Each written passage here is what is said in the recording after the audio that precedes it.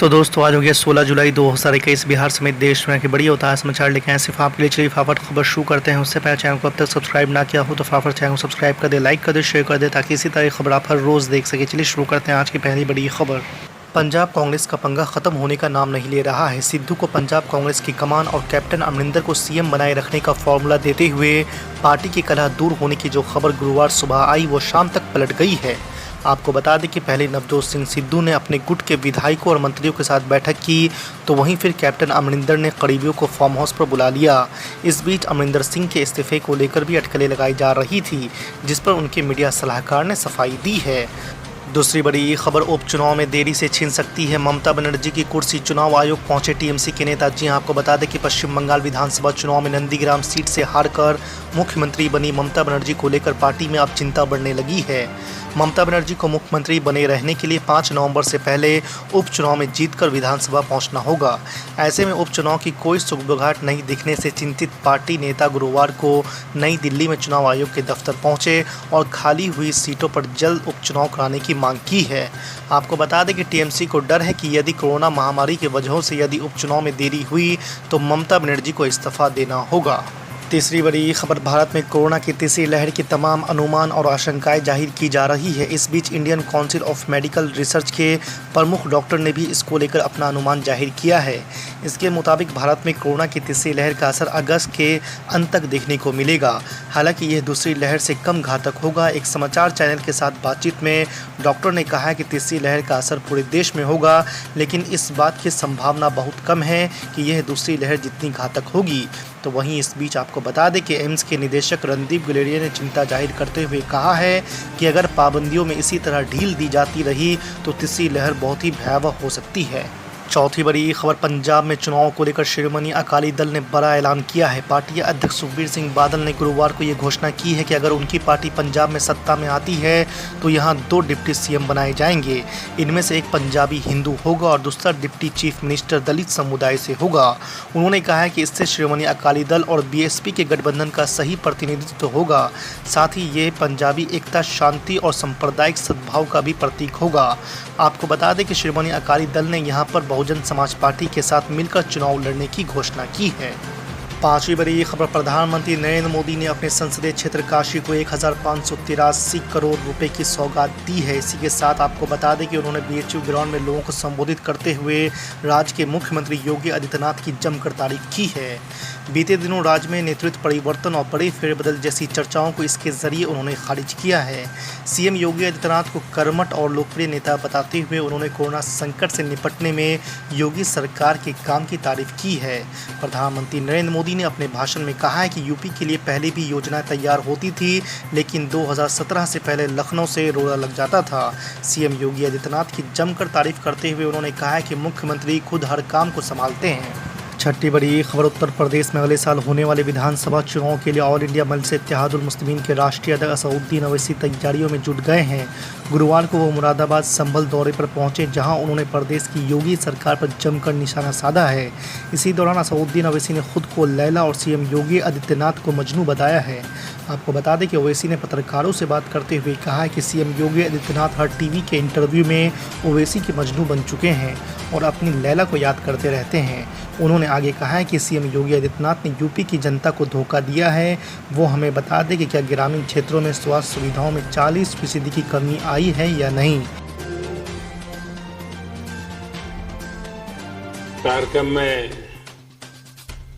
मेरे साथ उपस्थित उत्तर प्रदेश के राज्यपाल श्रीमती आनंदीबेन पटेल, ऊर्जावान और लोकप्रिय मुख्यमंत्री श्रीमान योगी आदित्यनाथ जी, भारत में जापान के एम्बेसडर श्रीमान सुजुकी सातोशी जी, संसद में मेरे सहयोगी राधा मोहन सिंह जी, काशी के सभी प्रबुद्धजन और सम्मानित साथियों, अभी अपने पिछले कार्यक्रम में मैंने काशीवासियों से कहा था कि इस बार काफी लंबे समय बाद आपके बीच आने का सौभाग्य मिला। लेकिन बनारस का मिजाज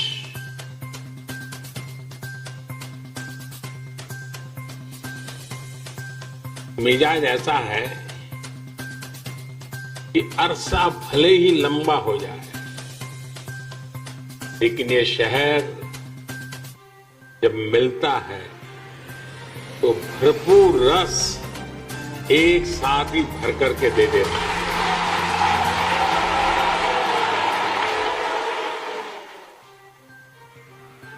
अब आप देखिए,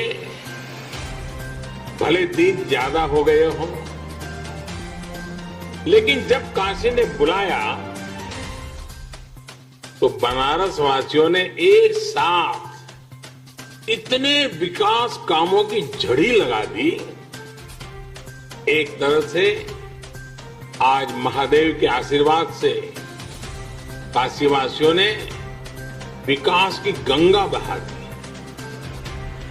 आज ही सैकड़ों करोड़ की अनेक योजनाओं का लोकार्पण और शिलान्यास हुआ, और अब ये रुद्राक्ष कन्वेंशन सेंटर, काशी का प्राचीन वैभव अपने आधुनिक स्वरूप यानी एक प्रकार से आधुनिक स्वरूप में अस्तित्व में आ रहा है। काशी के बारे में तो कहते ही हैं कि बाबा की ये नगरी कभी थमती नहीं, कभी थकती नहीं, कभी रुकती नहीं। विकास की इस नई ऊंचाई ने काशी के स्वभाव को एक बार फिर सिद्ध कर दिया है।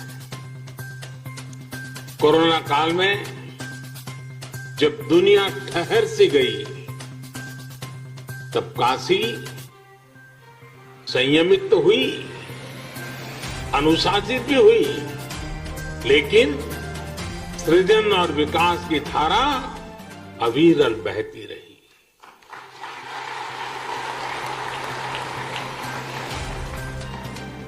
काशी के विकास के ये आयाम, ये international cooperation and convention centre Rudraksh आज इसी रचनात्मकता का, इसी गतिशीलता का परिणाम है। मैं आप सभी को, काशी के हर एक जन को इस उपलब्धि के लिए हार्दिक बधाई देता हूं।